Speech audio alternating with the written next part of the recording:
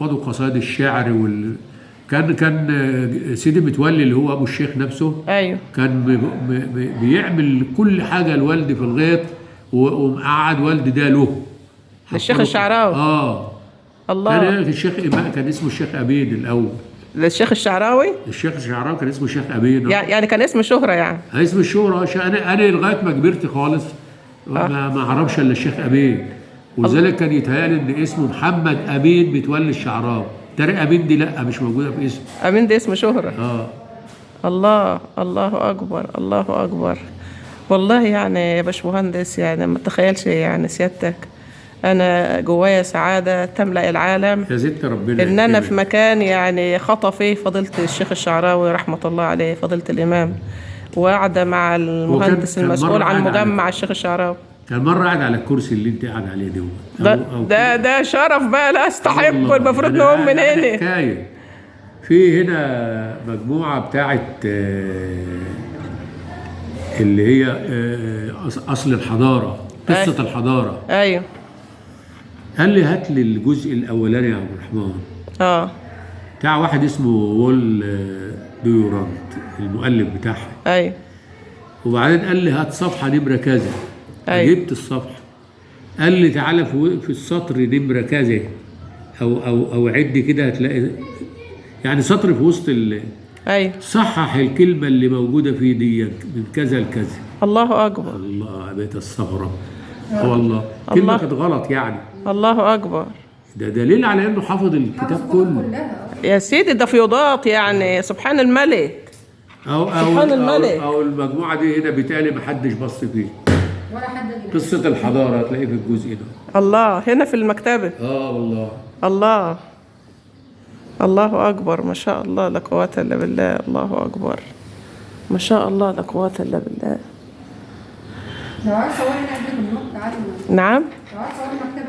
لا أنا يعني خلي تصوير المكان للآخر. أنا بس يعني سعيدة بحواري مع الباشمهندس عبد الرحمن مصطفى المهندس المسؤول عن مجمع الشيخ الشعراوي. يعني أنا يكفيني شرف إن العيون دي شافت الشيخ الشعراوي، بس يعني حقيقي فعلا أنا مش عارفة نستوعب يعني الموضوع فوق قدراتي، فهذا شرف لا أستحقه يا باشمهندس. والله يا ستي يعني بصراحة وما كان يعني أنا من الناس اللي ما كنت بقعد معاه ما بلحش عليه في الأسئلة زي ما الناس كانت بتعمل كده. أيوه. ولذلك كنت يا اما اقعد ساكت يا اما اقعد بعيد. هو اما كان يلاقيني بعيد لازم يقعد يخلوهم ينادوا عليا. الله. الله. الله. الأرواح جنود مجندة يا باشمهندس. الأرواح جنود مجندة. بس ما تجيش في الرؤية بقى. الله ما أصل عايش معاك. الله يعني عايش معاك يعني. في ناس وانا شفت الشيخ الشعراوي يا عم اشمعنى انت يا عم. الله. ما انا بنقول لسيادتك عايش معاه، مش محتاج تشوفه في رؤيه في المنام. لا يعني. هو انت عارف لما يكون مغطيني كده. الله. يعني هو بقى له دلوقتي دي السنه 26 اهي لوفاته. ايوه. يعني انا بتذكره في كل موقف ابقى فيه. ما انا بنقول لسيادتك عايش معاه. عايش معاه. ما هو الواحد يعني يشتاق لواحد مش عايش معاه، لكن اللي عايش معاه ده يعني زي ما بيقولوا يعني كان هو موجود ال 24 ساعة. الله أكبر. قولي لي بقى تشرب ايه؟ قهوة شاي؟ ده أنا بص يعني سيادتك كده أنا أكلت خروف. أنا أخلي البت دي تقوم تعمل لك يا قهوة ده شرف ليه، ده أنا اللي نقوم نخدمها. لا الله يكفى إن هي موجودة. دي اعتبرها بنتي يعني. ده شرف لي. ده شرف ليا والله. ألف ألف ألف ألف يعني ألف شكر. برضه رحت وبعدين مشيت كده حتى ما يا نهار أبيض. ده أنا مش مصدقة أساسا إن أنا في مكان عاش فيه الشيخ الشعراوي ده لوحده. أنا مش مصدقة، مش قادرة نستوعب. الله يخليك. افتح معايا الشاي يا باشمهندس بس ياكل بس. يا ست الكل مش هنقدر صدقيني. ألف شكر ألف شكر. أنا مش غريب يعني، ده شرف ليا، ده بيتي. احنا اللي اتشرفنا. اتفضلي يا فندم، اتفضلي سيادتك. اتفضلي. يعني ما فيش حاجه خاصه بقى الشيخ الشعراوي كده تبقى لنا. لا ما برضه الطلب ده بيطلب كتير للاسف.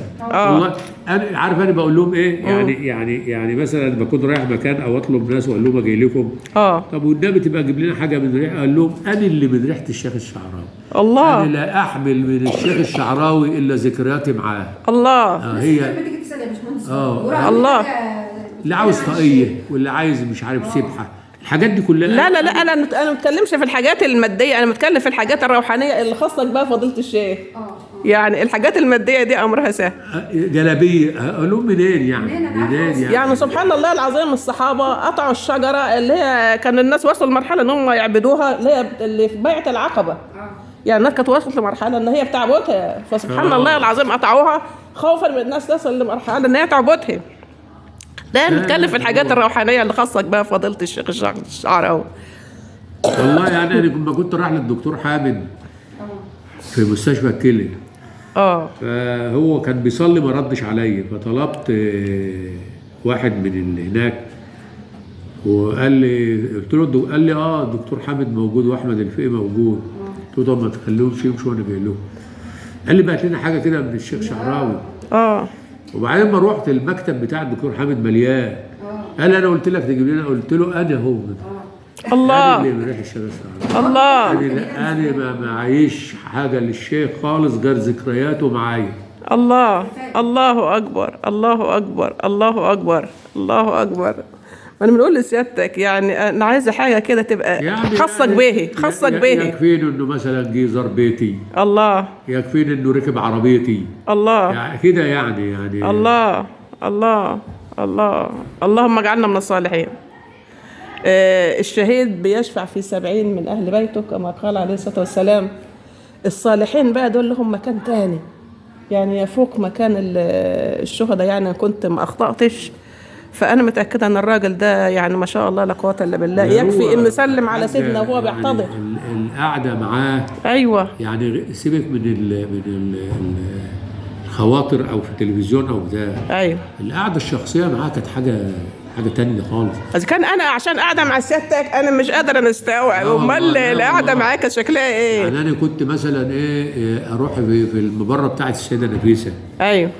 بالليل بقى خالص مفيش حد، هو واثنين، كان اللواء عطيه الله يرحمه والاستاذ خليفه اللي هو كان سكرتيره هو وزير الاوقاف ده، وفرشين سجاده ولا حصيره قدام المبنى بتاع المبره، وبصينا على الميدان بتاعه السيده المسجد بتاع السيده نفيسه قدامنا كده، وبيحكي بقى حكاوي بقى ملهاش دعوه بالتفسير ولا الله. وانا اقعد ومش عاوز اقوم، يعني لسه هاجي متغامر، ابقى مش عاوز اقوم، ابص الساعه 2 مثلا صباح، اقول له طب اقوم بقى مولانا وبروح بقى.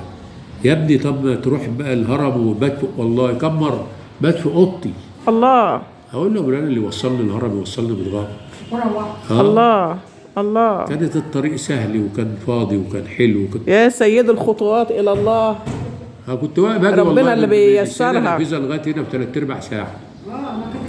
من السيده نفيسه لحد هنا لغايه هنا. والله الله اكبر. ليه طريق الكورنيش اخرج بيبقى فاضي الساعه 2 بالليل، ورغم الطريق بنها دون انه كان فردي الا انه كان لذيذ وما كانش فيه عربيات ولا كثره العربيات ولا. طريق الله سبحانه وتعالى سهل يا باشمهندس. انا اتشرفت والله، مش عارفه نقول لسيادتك ايه. يا رب كده دايما يعني يجمعنا بالصالحين وما يحرمناش من رؤية الصالحين، واحنا بنحب اللي بيحبوا الشيخ. ده شرف لينا والله يا باشمهندس، ربنا يبارك فيك وبنشكر سيادتك يا فندم. اتفضل سيادتك.